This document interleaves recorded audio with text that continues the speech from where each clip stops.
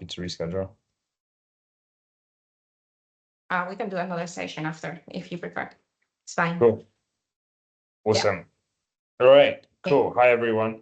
Welcome for joining us for another Oxbridge-AIx Masterclass. Today we have Deanna, who's helping us with project management tools.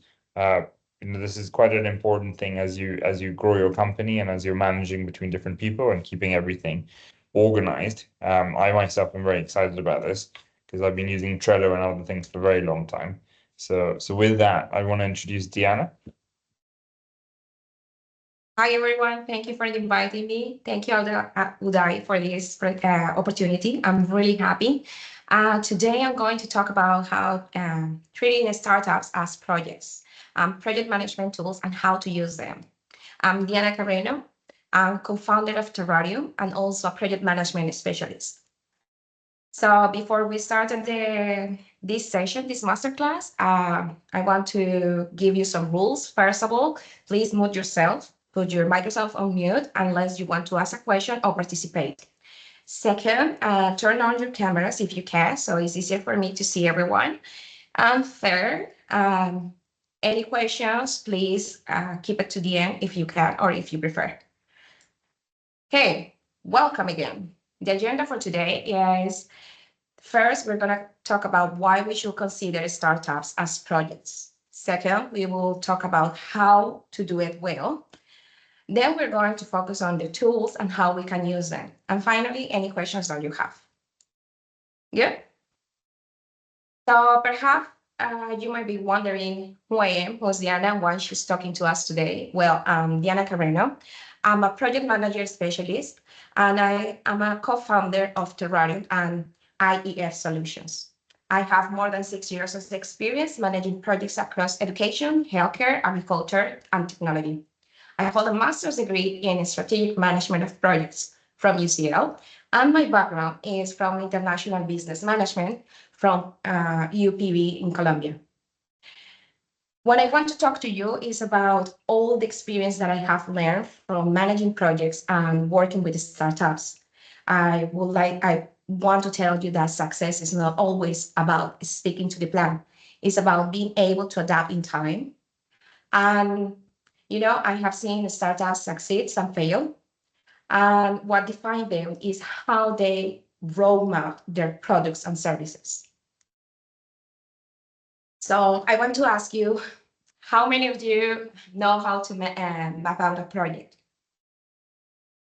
If you don't know, it's totally fine. Perhaps you know, and you are wondering like why this is important. Don't worry, I will tell you later. Catherine, do you know how to map out a project? Yeah, I know how to manage. I learned at the university and then in my specialization, and then I use it in my work. Nice, that's really good. I'm really happy that you know how to map out a project. And how many of you have some knowledge on managing projects, apart just on mapping the project, also managing the project? Yes. So I do product. So I've been doing a lot of project management throughout my career. And I also have my master's in mega project management, so major programs. So there's a lot of mapping and planning. Amazing, awesome. That's really useful for doing startups. Thank you for sharing. How many of you now will offer more than one product or service in your startup? You? Why? Well, it's just so for the tech team, we use GitHub. And sometimes it's actually quite useful to have the other people on GitHub to also get used to the kind of way people think, because we like Kanban quite a bit. But we also have Notion, which we've been trying to move to. But to be honest, it's we haven't figured it out yet. Don't worry, we will talk about them in a little bit. So the reason why I asking why you will or how many products or services you're going to manage is because I want that you remember that each product or service is also a project separately. So you need to focus on them also and managing them as a project, as an own project. Okay. So why we should consider startups as a projects? Because you know, in this way, you will be able to have a better structure and planning. You will see measurable objectives. You will be able to adapt to challenge. You will foster innovation while you're ensuring accountability. And you will maximize resources for great success. And do you know why? Because when the management of the startup allows change to happen without process, strategy, or structure, the organization will struggle. So it's very important that you have a structure, yes, but remember that it's not always a fine line and a straight line, okay? So let's say, as a startup, you got a great idea. Maybe you're going to develop a new technology. You maybe you have the cure for cancer, or yeah, any other kind of products or service that you have. But what happened? What happened next? Well, you have a project there. When you have an idea, if you wanted to make it real, you have a project. So we need to bring our work to the people and show them how they can use it. In this way, it's your own project. Your company is your own project. But how we can bring this to the real world? Well, as many of you know, I'm from Colombia.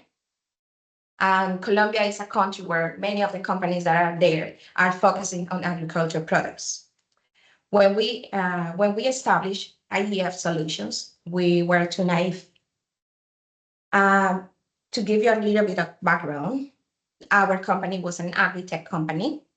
So our principal product was fish, selling fresh fish.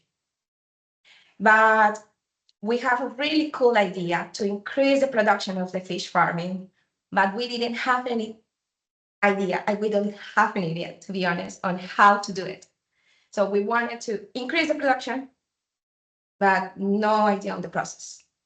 And we actually didn't know either that fish farming have a high cost and has a really high risk on the process. And in this, we didn't want to invest a lot of money because we didn't have the money for that. We didn't want it to take all the risk either. But we wanted to cultivate our fish. So we pitched our idea, a small idea, to someone, and they say, you know what, it is right now, it is an opening for a grant, the government grant. Perhaps you can apply. And what happened there? To be honest, we didn't have a structure to apply. We didn't know how to create a project. So we needed to work backwards. So this is the idea, how we can go there, how we can build the ponds, how we're going to sell it, how we're going to be an agri-tech. So everything started from there, right? So this is IEF, and this is how we started. We have the great idea. We pitched it to someone. We did our research on how to start the development. We create a structure for that. But what happened next? We have a lot of issues on the process for the structure. We didn't know how to use correct the money that if we get the grant. What happened if we miss any of the deadlines? Do we need to meet all the requirements on everything that we put on the grants? Well, all of those questions we didn't know either, and we just knew it until we had all the audits in the project. So before that, we divided our company and our project in packages. So the first package was to do the software, to create the ponds. Then we introduced the fishes. Then at the same time, we started to develop the software. Then we started to see how the physical-chemical requirements are for the ponds, how we can improve them, how we're going to introduce the technology to the farmers, and so on. So let's step backwards a little bit. What do startups and projects have in common?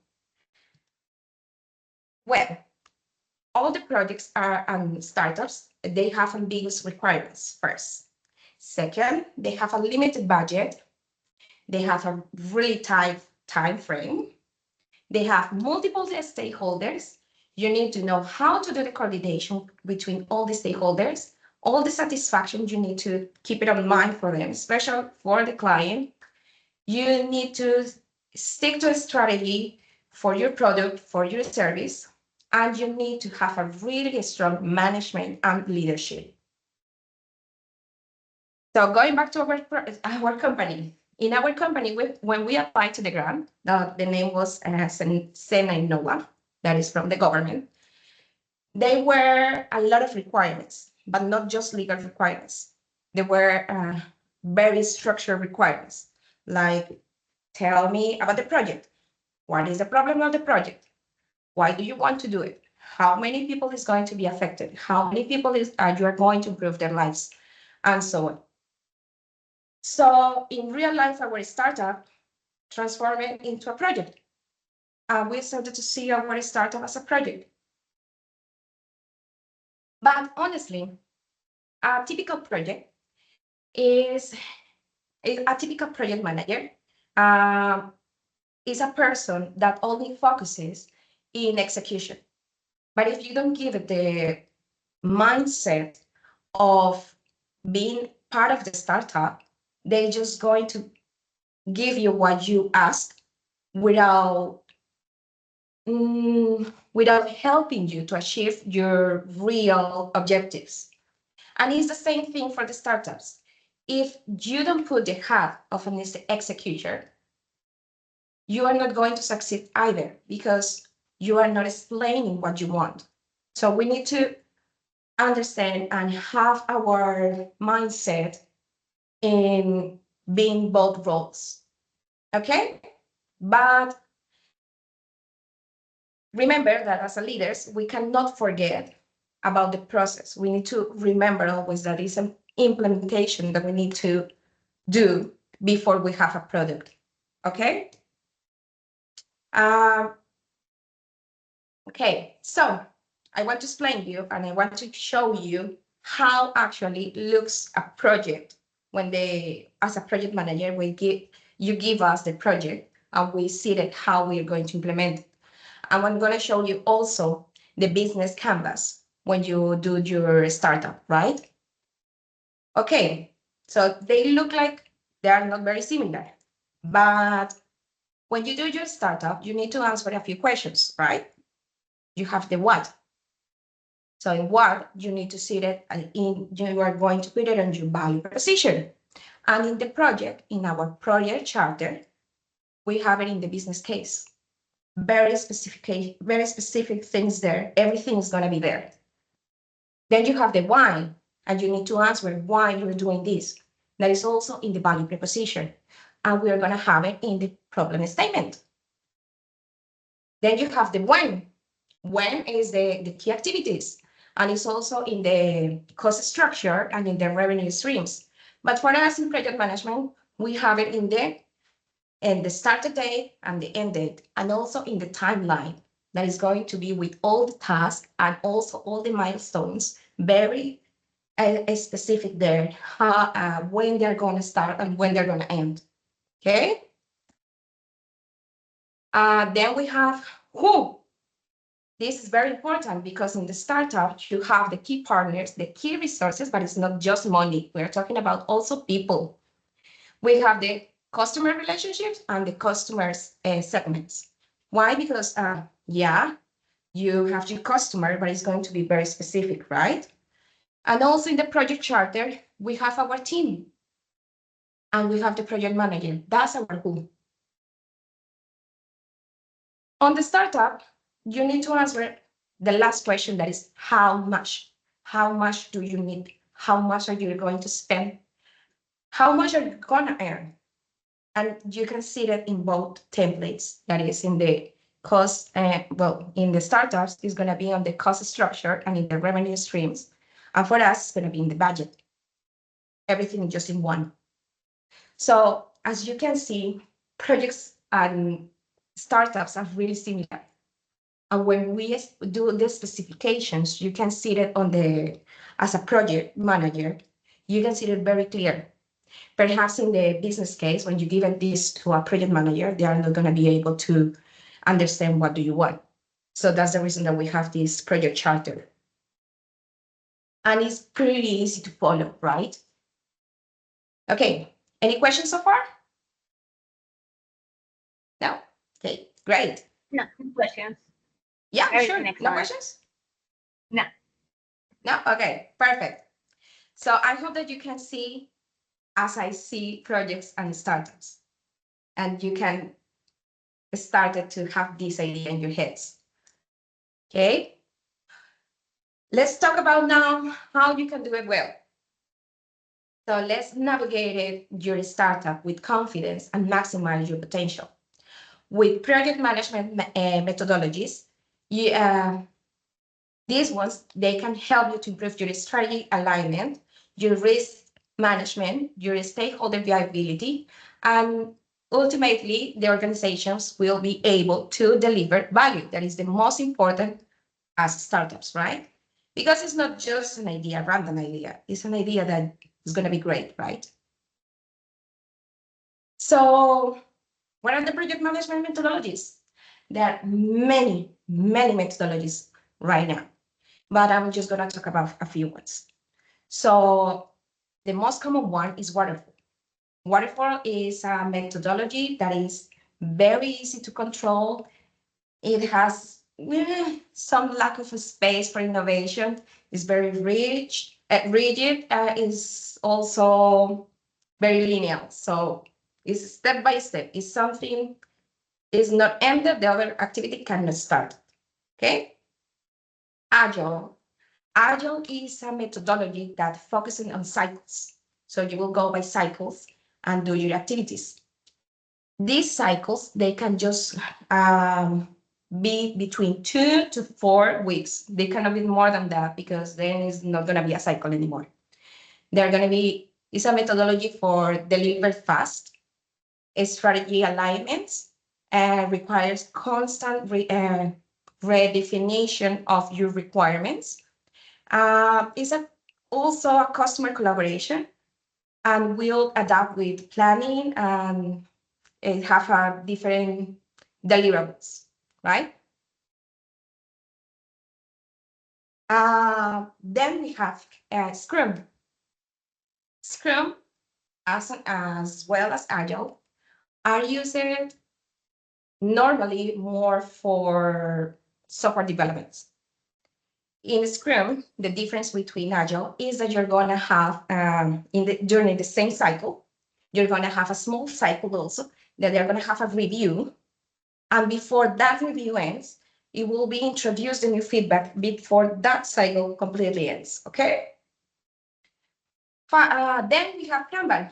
Kanban is a very easy methodology, to be honest. It is easy to see, good for visibility. It's not very intuitive. It's not my favorite one, actually.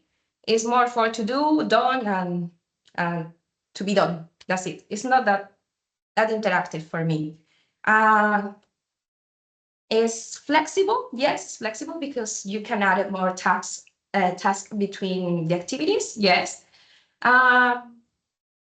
And you can add them in any time. So, well, not my favorite one, sorry. And the last one is Lean. I'm sorry that I don't have a picture for Lean because Lean is the, let's say that is the father for many other methodologies, right? So from Lean comes Agile and Scrum also, and also Kanban. Lean, if you want to know more about Lean, we can have a talk after this. Lean is a methodology created that was created from Toyota many years ago, and it comes from there because they wanted to deliver faster and avoid waste. That's the mindset. They prioritize the value creation, the delivery of value. They focus on precision, efficiency, and eliminating any unnecessary steps. That's the reason that Agile and Scrum are a little bit similar. Okay, any questions? No? Okay, perfect. Let's continue. I have one question, sorry. Yeah. I'm curious if, so GitHub combines Scrum and Kanban, right? Yes. Okay, cool. How can what is the benefit of combining the two? So it's more for how to say it. So as to be honest, as a humans, we like to see what we need to do. So that's the reason that is Kanban there. But for the process of creation of the system, you have Agile there. So by cycles. So with Kanban, you have the board there, and you will see what you need to do. So in this cycle, when it's going up, in some point they started to add some of the activities there again. When the cycle ended, they see if the activity was completed or not was completed and when they can do it. I don't know if I was clear. Yeah. Okay. Thank you. No worries. If you have more questions, please don't be shy. Well, maybe you will be wondering why to use waterfall or why to use agile. As I say, waterfall is very rich and very and it's going sequel, right? And to be honest, is ideal for stable projects. What I mean for stable projects, let's say a construction of a building. So it's very stable. It's always the same steps. You cannot put the floor without putting the base. You cannot put the cement without putting, you cannot put the window without putting the cement on the floor, right? These kind of things are very focusing on waterfall strategy. In Agile, as I said, it is very interactive, it is more adaptable, and it's very for dynamic environments. So when you need to mix, for example, let's say that you want to develop the building at the same time that you're gonna do sales. You can see that as just one project, right? So you started as a waterfall because you are doing the building, but in the sales, at the same time that you are seeing why people don't like it, why people like it, how many people we can reach, you can do Agile. In Agile versus Lean, well, as I say, yeah, quite similar, but Lean is more for a product. You can use it in a system, you can use it as a service, yes, but it's more for a product because you can reduce waste. Let's say that you're going to, I don't know, sell coffee, right? How you can avoid waste on the process where you can put the machine in this part in a linear sequence,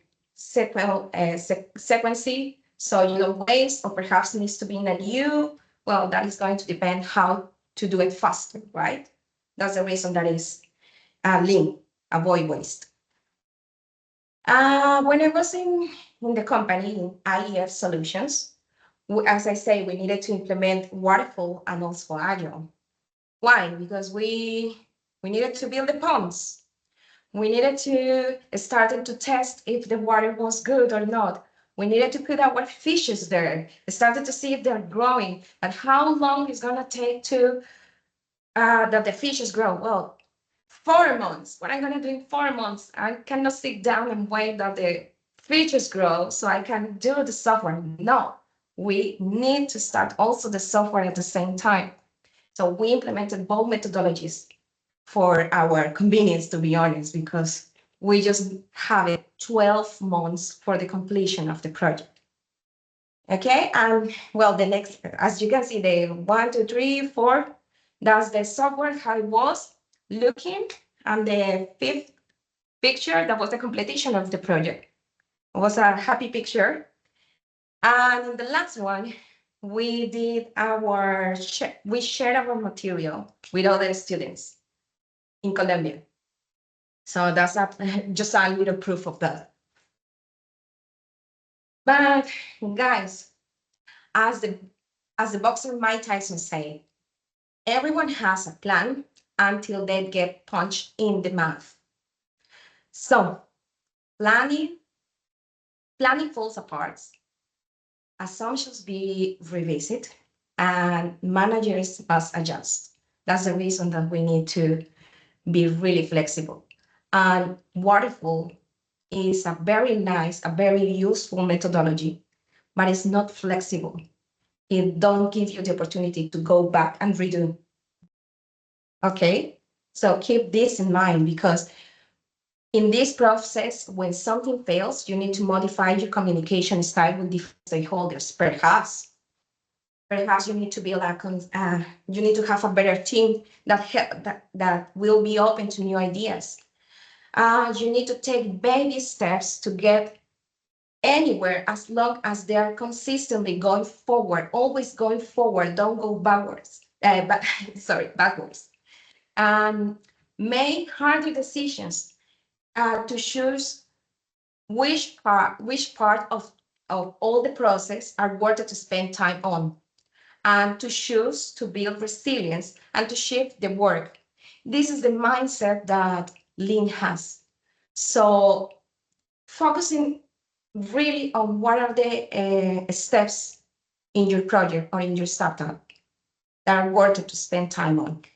So perhaps it's better to spend a little bit more time first on the pitch, maybe, because without the pitch, you cannot get the money, right? Perhaps you need more time to focusing on the final product and in your MVP, right? We don't know. Is your own project, is your own idea. Everyone has different steps. So remember that not everyone's success is the same one for you. Perhaps the success for someone is going to be my failure. Okay? So honestly, many businesses focusing solely on making happy the client, and they fail to see the benefit of making their employees' workflow easier. Why I'm saying this? Because when you implement tools to help your employees or yourself on it, more specifically, it would help you to see the end of your project. It will help you to succeed. It will help you to make your life easier.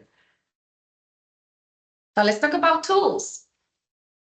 The tools will help you to analyze what is your way for working. So this is going to be, I'm talking about the methodologies that we talked about before.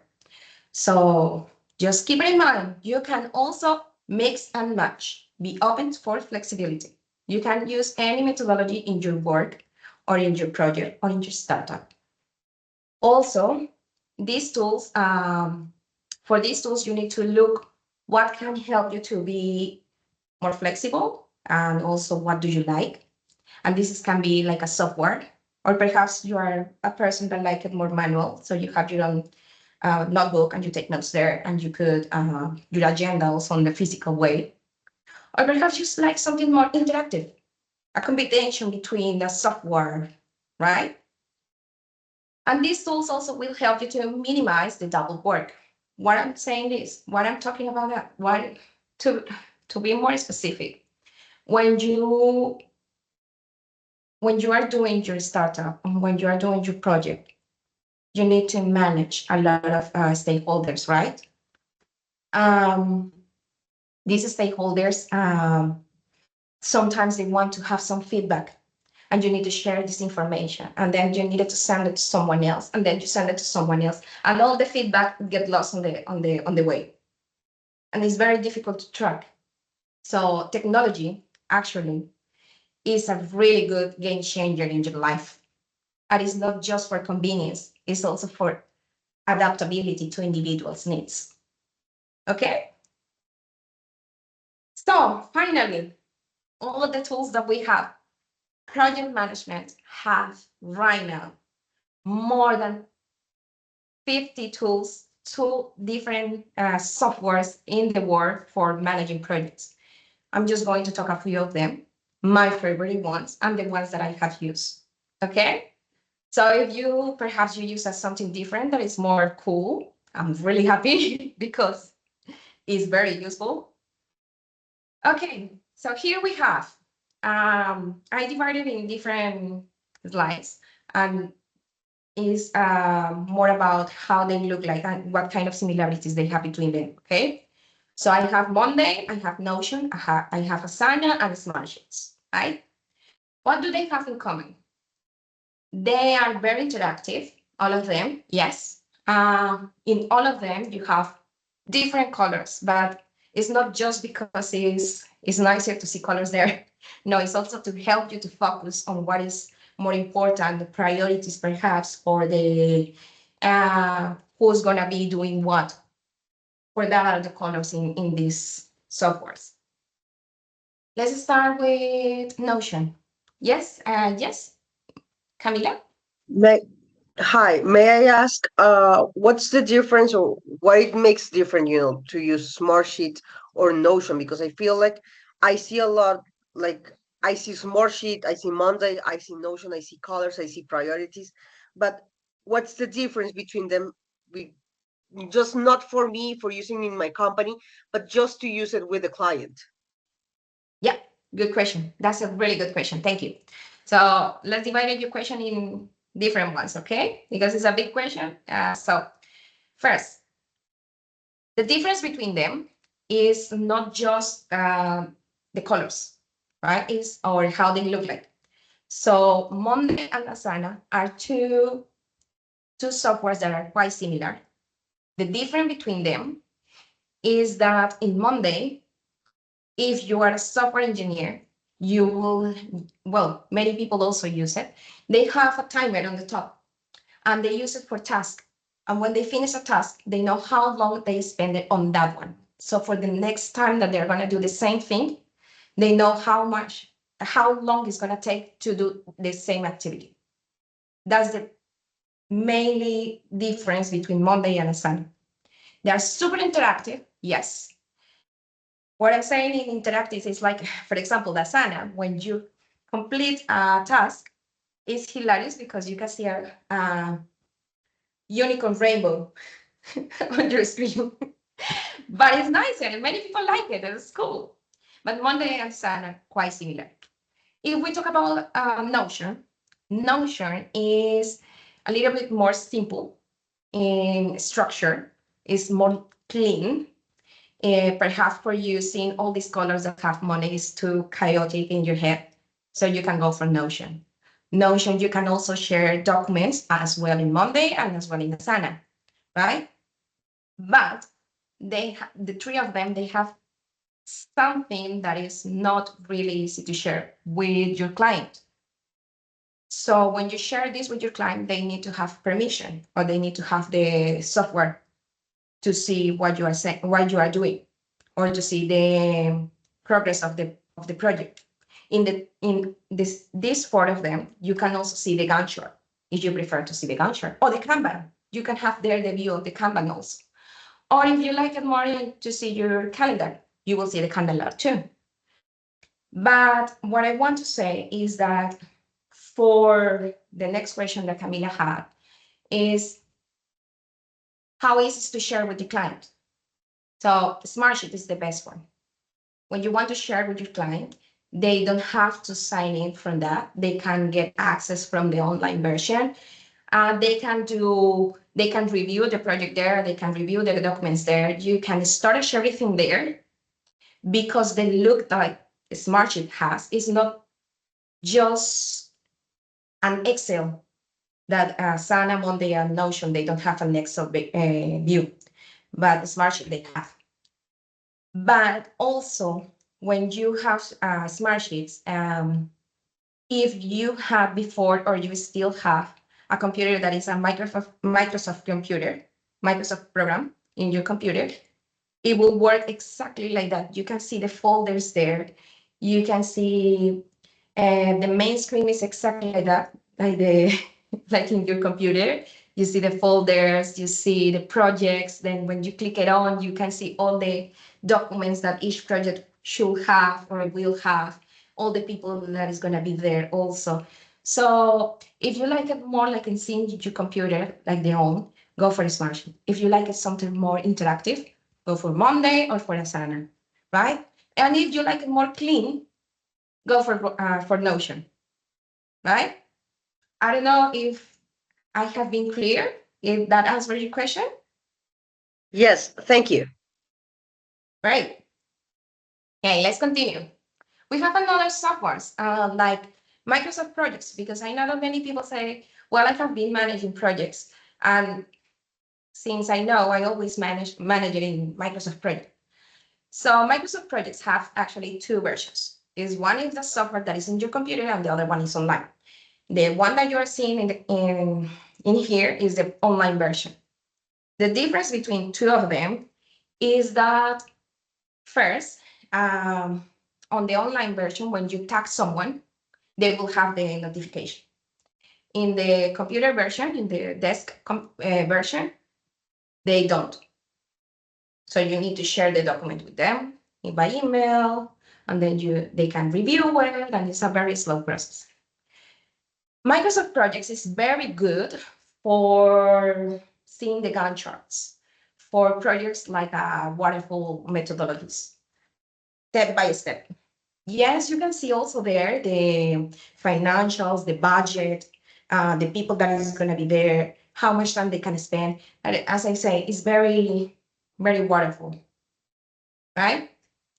The other version that I have here, the other software is PM, that is on the top left. That's projectmanagement.com. It's quite similar to, let's say, Asana, but less colorful. You have all there the map, the roadmap, you have there also the Gantt charts, you have the calendar, you can tag people. But as I say, again, there they needed to have the software so they can have the notification.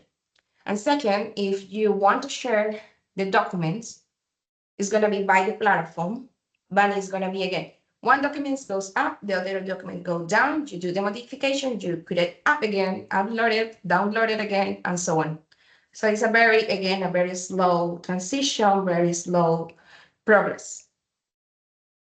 Finally, we have Jira or Jira. I don't know how do you prefer to call it. This software, I like it very much. It's very clean. It works as a Asana, yes. Sadly, you cannot share your documents in Smartsheets, as I was saying before. It's very clean, and this software is the favorite one for many software engineers because you can manage there all the ticketing. So tickets can be managed there, so they can see it, they can see the reports, they can see why it's important, why it's not important, who has been assigned the ticket, and so on. So they like it because of that. Then we have the easiest ones and very creative ones. So we have Trello. Trello is the Kanban. It's a real version of Kanban. So you have to do, doing, and done.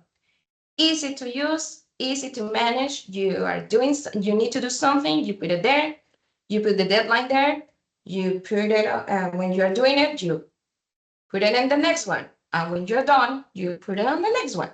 Sometimes it can be interactive, sometimes it cannot be. So you can implement it like an AI is also included there. So when you finish something and you click somewhere, it will send it directly to done, right? The documents there also, they have the problem that you do a modification, you upload the document. Your colleague needs to do another modification, you download the document, and so on. So as you see there in some of them, they have like 5 documents. So not very useful at the end. And from my point of view, no, that's not my preference, as I said it since the beginning. Okay, the next one, we have Miro. Miro, however you prefer to pronounce it, is a very interactive tool, software, well, website, to be honest, that everyone can be connected. You just share the link. They don't need to sign up, nothing like that. But it's more for brainstorming and for design. So you put everything there, everyone goes there.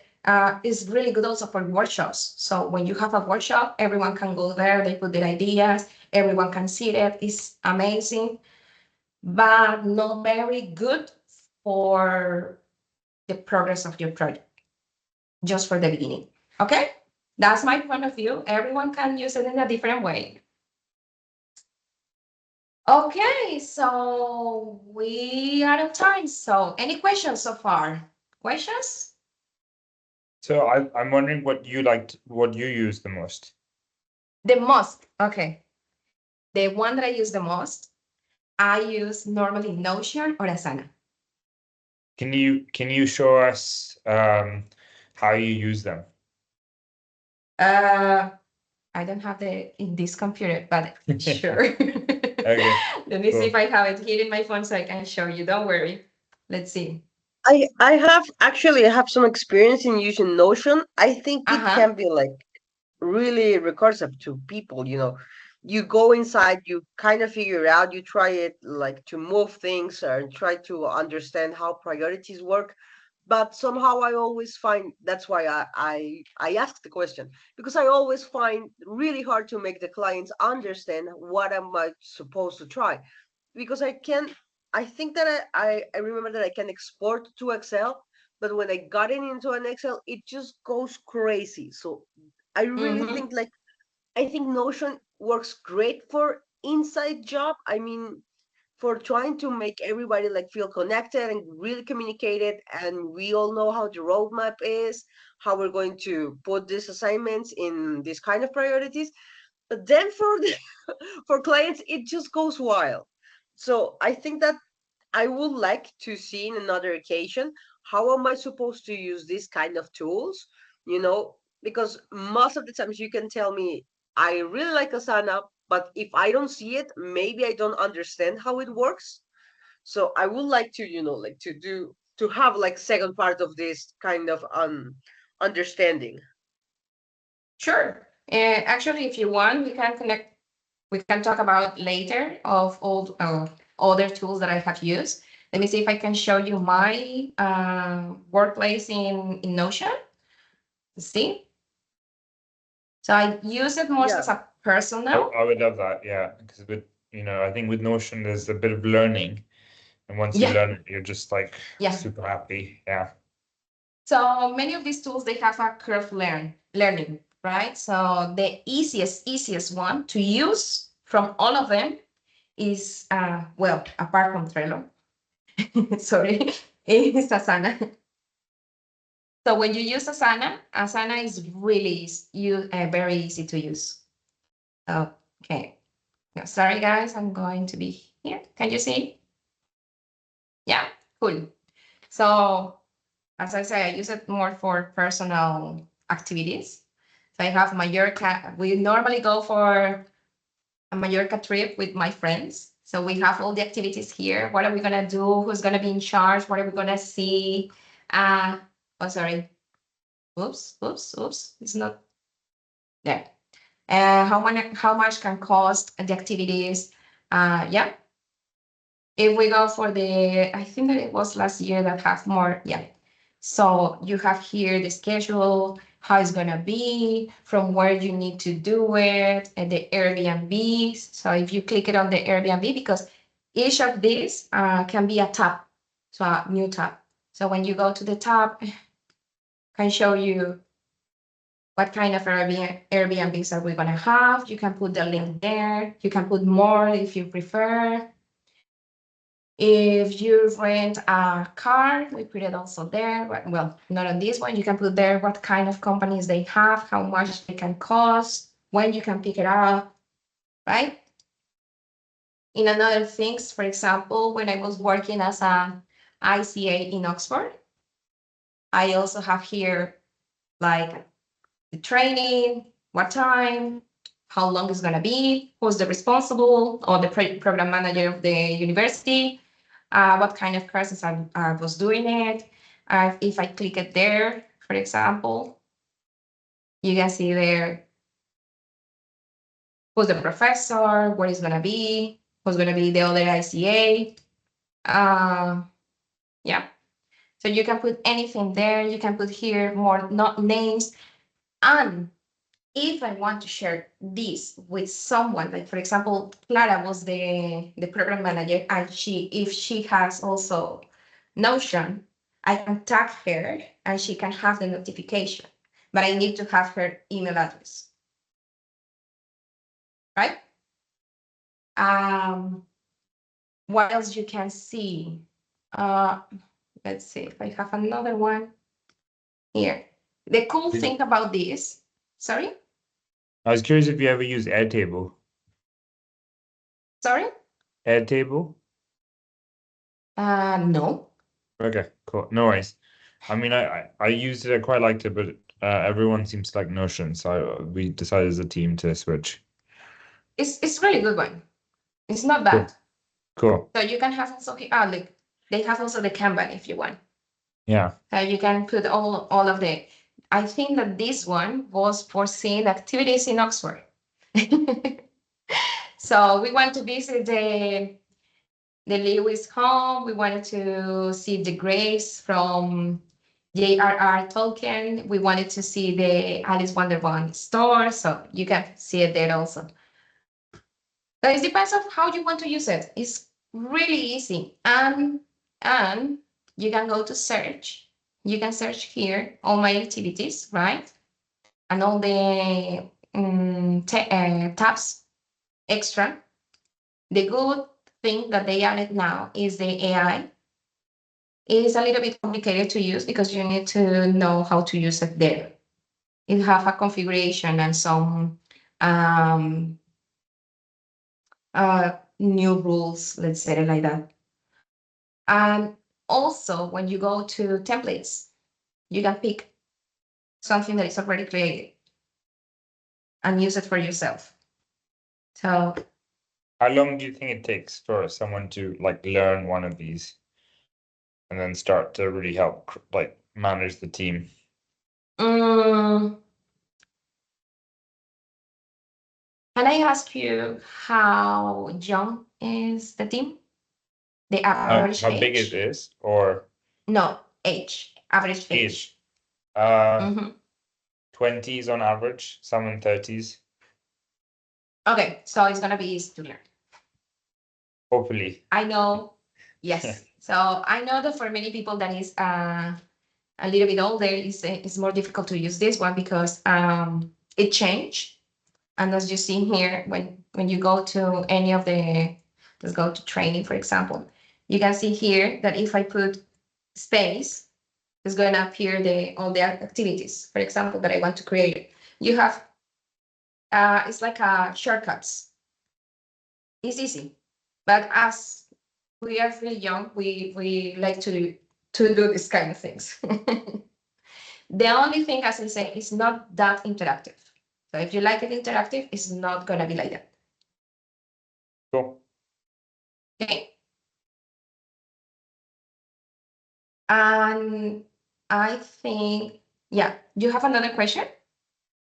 Me? Yeah. Yeah, no, it's just making me think of like, so who do you think is the ideal person in the team that should be managing this kind of planning within a startup or as you grow? Well, I believe if you have a project manager, should be the project manager, to be honest. Yeah. If you don't have a project manager, should be the CEO. Okay, cool. Why? Because the CEO have more clear the objectives. And they just, as I said it in some of my slides, that the CEO needs to also put the hat of a project manager. Because if they don't, they won't see the path. They just will see the end and not the path. And when you lose the connection between the path and the end, is when let's say the stakeholders don't understand why some issues risk happen. Cool. No, fair enough. And so do you feel like if someone had a COO or a general manager, do you feel that this responsibility would go more to them or still the CEO? The COO, if you have a CEO, should be that one because it's an Okay. operations, right? Okay. Yeah. So the one that is in operations will see this through, and they have also the view from the CEO. But the CEO cannot be out of the process, especially in a startup. They should be also part of the team. If I know that many people don't know that for creating a project, you need to specify the roles, and also not just the role of the person, like the name, but also what kind of responsibilities into the project they're going to have. This is very important. It should be really before the project starts. So it's easier for all the communications or avoid any miscommunications. Okay? One last question on this. Of course. What do you recommend? So some of the people in the community, like myself, are looking to grow the team. I'm hoping to find a COO to join us as well. So both for COO, project manager, or product manager, what do you recommend we should consider when trying to hire someone or recruit someone to join the team? Okay. So as startups, the budget is really limited, right? Yeah. So from my experience, if you hire, let's say in the startup, the COO, because it's a startup and the limited of budget, you can the payment can be as a project manager or program manager, yes, but normally it's combined with something else, let's say shares or something like that. If the person is available for that when you offer the job, you should go for that one because they have a really big view of everything and more experience. If you say that you don't want to do shares, let's say that, or prefer to make a payment or something very similar, go for the program or project manager. And the difference between the program and the project manager normally is that the program managers are the ones who manage more projects, right? More than one. And the project manager supposed to manage just one, but we manage more than one. So program and project managers is, from my point of view, is more about the salary and the experience, let's say it like that. But what kind of experience and what kind of skill set or attributes, characteristics do you think would make a good project manager or COO? A good project manager or program manager, they first they should have experience. They not experience could be managing one project, yeah, or managing many projects, and how long they has been doing this. It's not necessary that the person has the background or the master or the studies in project management, because many project management that I know or program managers, they have more experience by doing rather than the study. Some of them they are like a science. They come from science. They don't even know anything about project management. But during the process, because they needed to develop a new medicine, they needed to develop it as a project. So they have the experience, but not the title. So you should look more for the experience and how they can demonstrate that to you. Also, another skill that they needed that you should look is the flexibility, how flexible they are in managing projects. Because when the risk arrives or the issues arrives, they need to know not just to manage the stakeholders and how to manage the expectations and how to get into the next step. And what happened if, let's say, for example, in the company that we created, that I'm co-founder, we wanted to. We were focusing just on the fish farming, but someone from the stakeholders said, I also wanted to put pigs. how I'm going to put pigs and fishes? No, they don't go together. If you want, and we want it to be more green, perhaps we can cultivate it, cauliflower or tomatoes, that the water that is going to be the waste that we needed to waste and throw away from the fishes is going to be very good for the plants. So we can just send the water to them. So it's going to be like a green cycle. So you need to see this. They can be flexible to change. They can be open to new ideas. Or perhaps someone that is very open for themselves doing the creativity part, to be entrepreneurs. Cool. That's Thank you. my point of view. No, I really Yeah, appreciate that. No, I appreciate that. Thank you. no worries. I'm happy to help. Any other questions? I'm good, thanks. Camilla or Catherine? No, sincerely, No, I do not have. sorry. Amazing. I just want to say, Amazing. and I really agree with Diana in the thing of flexibility, because today they have a lot of issues that can impact or affect the project, like for example now the natural disasters, everything related with the climate change. So it's really important that people understand that they have to have plan B, C, D, or E, or even. Mhm.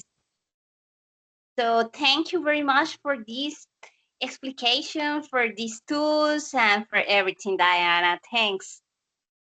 Thank you so much for coming. Thank you for listening, everyone. If you want to connect or have any other questions, that's my email address, and that's also my LinkedIn. If you want to send me a notification, I'm happy, or a question, I'm happy to answer it or connect later. Thank you for listening. Awesome. I'll surely do. Thank you. Thank you. So with that, guys, we're closing another masterclass. Thank you so much, Diana, for really educating us. This has really made me think a lot. I'm already imagining what I'm going to be spending my time over Christmas doing. But so thank you so much. Really appreciate you taking the time to helping the community. Thank you. I'm happy to help anytime. Cool. All right. Okay. With that, I'm gonna stop the recording. Mhm. Cool.